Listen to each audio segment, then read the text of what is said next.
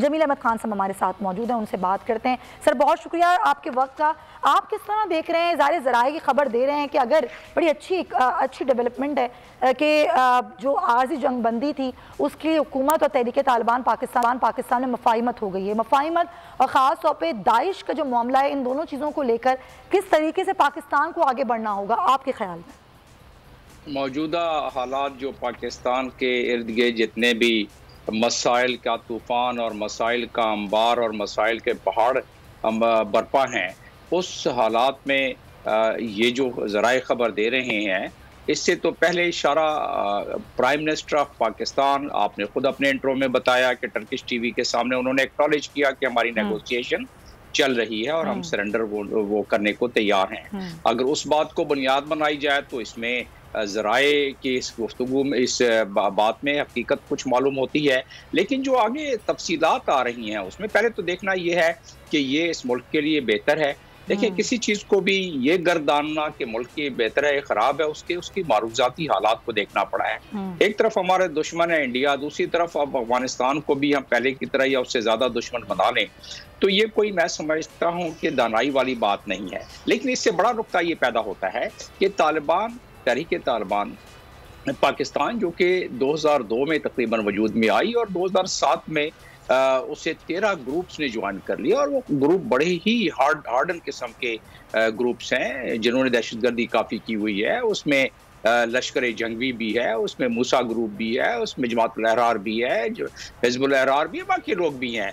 उसके बाद 2008 में उन्होंने बैत कर लिया बैतुल्लाह मसूद से, और वहाँ सारे इकट्ठे हो गए। आपने देखा कि किस तरह के हमारे यहाँ ट्रक बारूद के उड़ा दिए जाते थे बैरिट के सामने और मुख्तलिफ जगहों पर, और जो नुकसानात हमारे हुए हर रोज वहाँ यहाँ दर्जनों, कभी कभी 50-60 अफराद जहाँ बहक हो जाते थे।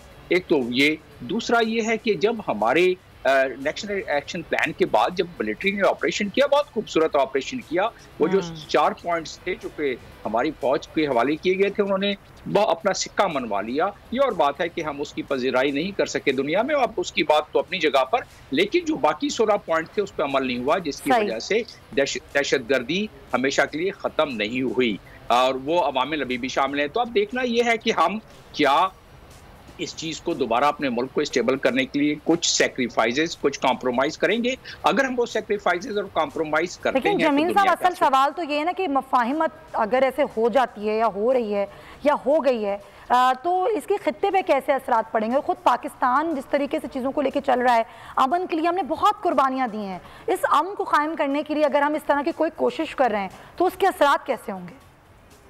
नहीं, उसके असरात तो देखिए, हमारे लिए तो जो हमें गारंटीज मिलेंगी, जैसे हक्कानी ग्रुप ने, सिराजुद्दीन हक्कानी साहब ने खुद महसूस होता है, क्योंकि वो बीच में पड़े हैं, वो उनको लेके आ रहे हैं, तो महसूस होता है कि जब इतनी ताकतवर कुव्वत बीच में पड़ के और उनको मफाहमियत के लिए, आपको याद होगा कि जब प्रिजनर जब छोड़े गए वहाँ से अफगानिस्तान से, जब अफगान तालिबान ने वहाँ अपना टेक ओवर किया, उसके बाद 800 से ज़्यादा, 865-864 के करीब टीटीपी के अफराद थे। हमने बड़ा कहा कि हमारे हवाले कर दें, हमारे हवाले नहीं किया गया, और हम इस बात को समझते हैं, जबकि अफगान तालिबान और टीटीपी दोनों ऑक्युपाइड फोर्सेस के खिलाफ लड़ते रहे हैं और काफ़ी अरसा लड़ते रहे हैं, इसीलिए उन्हें दहशतगर्द तंजीम करार दिया 2010 में अमेरिका ने और 2011 में बरतानिया ने।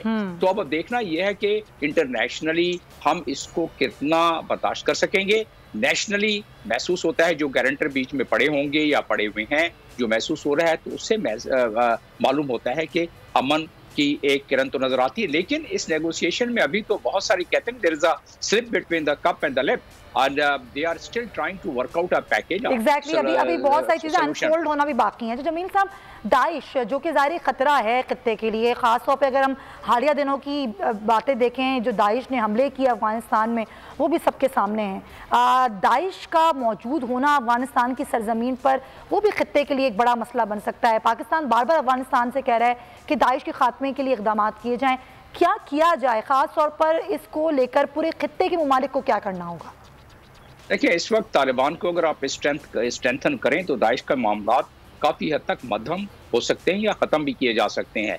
अब तालिबान को अगर आप 75% बजट कार के उनके हाथ में बांध के बैठा दें, जब वो गवर्नमेंट ही ना चला सकें और जब वो अपने ज़राए को इस्तेमाल न कर सकें, तो जाहिर है उनकी कमजोरी आ जाएगी। दाइश का जहां तक मामला है, दाइश जाहिर है उसी सरजमीन से के लोग हैं ज़्यादातर तकरीबन सारे, और वो अपने अपने मोहल्लों में और अपने अपने गाँव में चले जाते हैं। ये तो नहीं बताते हैं कि हम दाइश हैं, हम कौन है, और बाद में स्प्लिंटर ग्रुप के तौर पर एक्शन करते हैं, फिर चले जाते हैं। लिहाजा ज़रूरी ये है कि अफगान गवर्नमेंट, उसके तमाम अपने इदारे मजबूत होंगे तो अफगान तालिबान फिर अपनी कुव्वत साथ मिला के उसको काबू कर सकते हैं।